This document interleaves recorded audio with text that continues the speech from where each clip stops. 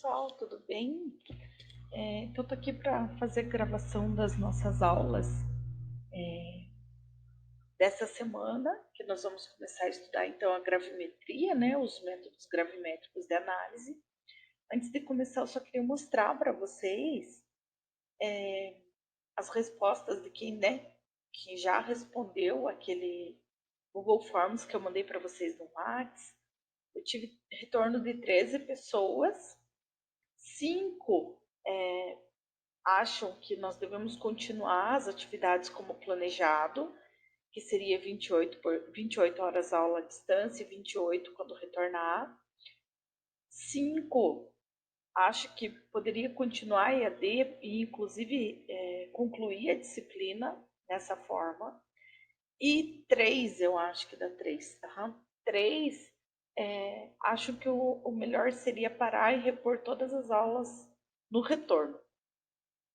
Gente, essa última opção eu até deixei para eu ter uma ideia, né, de como que vocês estavam achando ou pensando sobre isso. Já é a minoria, né, mas mesmo assim não é quase inviável fazer isso, gente. Depois vocês vão ter muita coisa para repor, eu também, e vai ser bem difícil conseguir horário no laboratório para conseguir repor tudo isso, né, das experimentais. Então, quanto mais tempo disponível a gente tiver, melhor é, tá? Mas, enfim, a gente vai sempre conversando para tentar melhorar essa situação, tá? Então, vamos lá para os métodos gravimétricos de análise, tá? Então, a primeira coisa que a gente deve se perguntar quando vai conhecer alguma coisa nova ou estudar algo novo é por que eu devo conhecer esse assunto, né? Eu até comentei no dia do atendimento das meninas que a partir de agora a gente vai mais para os métodos de análise mesmo, a gente deixou a parte da estatística para trás e por isso eu acho que a disciplina vai ficar um pouco mais interessante também. Então vejam lá, gente, nós temos algumas técnicas, como a gravimetria por precipitação, gravimetria por volatilização, a titulação gravimétrica, a eletrogravimetria e espectrometria de massas, são um conjunto de técnicas que têm uma característica em comum, tá? Todas elas envolvem medidas de massa e na maioria delas ocorre a formação de precipitados, tá? Então, o objetivo dessas aulas agora é estudar as propriedades dos precipitados que são empregados em análise química, independente de qual técnica, se é gravimetria por precipitação, volatilização, titulação gravimétrica ou, enfim, qualquer outra. Ou seja, as propriedades dos precipitados que a gente vai estudar agora são válidas e são importantes até lá a analítica instrumental que vocês vão ter o ano que vem, tá? Então, eu coloquei inclusive as técnicas com cores diferentes, porque a gravimetria por precipitação e por volatilização são técnicas que nós vamos... a volatilização não muito, mas a por precipitação é a que a gente vai ver agora na nossa disciplina, né? A titulação gravimétrica nós vamos ver ainda nessa disciplina, mas quando a gente vê os métodos volumétricos, né? Titulação. E a eletrogravimetria e espectrometria de massas vocês virão lá na analítica instrumental no ano que vem. Então, que é nosso interesse, objeto, nesse momento, são as duas primeiras técnicas, tá? A primeira envolve a medida de uma massa, né? Vai se formar um precipitado, você tem o teu analito, a tua amostra, de alguma forma o teu analito vai se precipitar e aí essa massa vai ser medida. A gente já vai ver isso em maiores detalhes, tá? E aí tem a gravimetria de volatilização, em que o teu analito vira um gás e a massa desse gás é medida também. É menos comum, mas faz parte das técnicas de gravimetria, tá? Muito bem, então o que são os métodos gravimétricos? São métodos quantitativos, ou seja, eu estou interessada em saber quanto do meu analito tem na minha amostra, E eles se baseiam na determinação da massa de um composto puro em que o teu analito está presente, tá?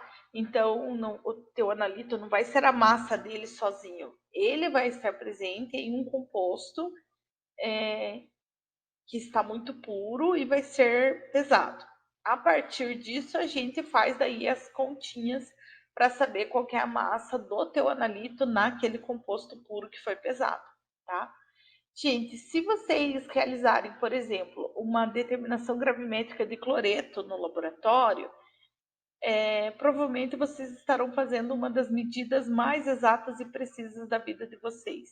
Então, esse método de quantificação é bem seguro, tem essa vantagem de ser exato, de ser preciso, de não precisar de uma calibração, que foi o conteúdo que a gente viu anteriormente, não precisa de calibração, é um método de comparação direta, né?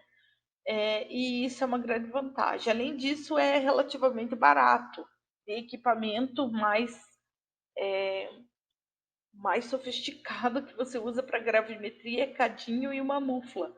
Então a gente consegue fazer tranquilamente em qualquer laboratório, então tem essas vantagens, tá?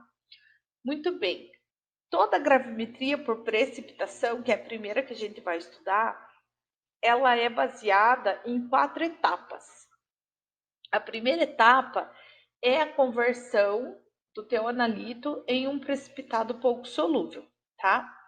A segunda é a etapa de filtração e lavagem. Então, o teu precipitado vai ser filtrado e vai ser lavado. Então, imaginem que a tua amostra ela era uma solução, era líquida. Aí você, sabendo qual é o analito que você precisa determinar nessa amostra, você converteu ele em um precipitado pouco solúvel. Então, você já vai ter ali um sólido, né, um precipitado, e o líquido, sendo que o teu analito foi 100% para o sólido. Então, o que você vai fazer? Você precisa separar, né? Então, você vai filtrar a parte líquida do teu sobrenadante, você vai descartar, você não vai mais usar. E aí, o filtrado vai ser lavado para poder remover as impurezas e vai para a próxima etapa. Gente, isso é importante em analítica. Muitas vezes a gente tem que usar o filtrado e descartar o sobrenadante, outras vezes a gente usa o sobrenadante e descarta o filtrado. Então, sempre que vocês forem para o laboratório, é bem importante prestar atenção no procedimento e entender ele para vocês não jogarem o que não devem fora. Então, próxima etapa, a gente vai converter o teu analito num produto de composição conhecida, geralmente por meio de um tratamento térmico, tá? E por fim, depois vai ter a etapa de secagem, com certeza, né? Você vai secar totalmente. Quando você tiver a massa constante do teu analito, então, né, que vai estar na forma sólida, finalmente ele vai ser pesado. Então, o procedimento é esse: conversão do precipitado, filtragem e lavagem, conversão no produto de composição conhecida e depois a pesagem do precipitado. É relativamente simples, só que é um pouco mais demorado do que os métodos volumétricos que a gente vai ver em seguida. Uma titulação se faz muito mais rapidamente. Aqui você tem todas essas etapas de gestão, de lavagem, de mufla, né? Quando você precisa usar desse tratamento térmico, quantas horas fica na mufla, depois você tem que pesar ele, então isso é um processo um pouco mais demorado do que a análise volumétrica. Essa é a desvantagem da gravimetria por precipitação. Mas basicamente são sempre essas etapas. Então aqui eu pus para vocês um exemplo, tá? Então o exemplo do método gravimétrico para determinação de cálcio em água. Então eu tenho o íon cálcio 2+, ele está dissolvido lá na água, certo? Então, já que é em água natural, a minha amostra é uma solução aquosa, certo? Tem uma solução aquosa contendo a amostra e o meu analito, nesse caso, é o cálcio. Como que eu faço essa determinação gravimétrica? Primeiro é adicionado o excesso de ácido oxálico, que é o H2C2O4, tá? esse excesso de ácido oxálico e depois da amônia é o processo de formar o precipitado com a tua amostra.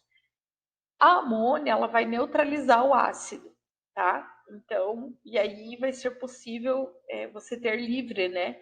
O íon oxalato e o cálcio 2+ está presente na solução, então vai haver formar o precipitado na forma de oxalato de cálcio, que é SaC2O4. Depois que formou esse precipitado, ele vai ser filtrado, lavado, né? Aí ele vai ser calcinado e, por fim, a pesagem. Então, as reações envolvidas são essas aqui, né? Primeiro tem o amônia com o ácido oxálico, que vai formar o íon amônio, e aí forma o íon oxalato livre. Opa, eu queria o ponteiro do mouse aqui. E aí forma o íon oxalato livre. Aí, ele estando livre, ele se liga com o teu analito, que é o cálcio 2+, forma o precipitado, né, que está sólido, e aí esse precipitado sólido vai se transformar em óxido de cálcio, que é mais estável e mais simples, né, de ser pesado. Não pode ser, essa substância formada, ela também não pode absorver muita umidade do ar, né, ou a pesagem tem que ser rápida o suficiente para isso. Então, por isso há essa conversão aqui em óxido de cálcio, o CO é gasoso e o CO2 também. Então, o teu analito vai ser convertido nesta forma de óxido de cálcio, que vai ser pesado, e aí você consegue determinar o quanto de cálcio tem na tua amostra por contas simples aqui, estequiométricas da quantidade de cálcio no óxido de cálcio. As contas, as formas de como a gente faz as contas dessa proporção, nós vamos ver na semana que vem, tá? Então, essa é a etapa inicial. Aí agora a gente vai para o próximo vídeo para poder falar da formação desses precipitados e das propriedades dos precipitados.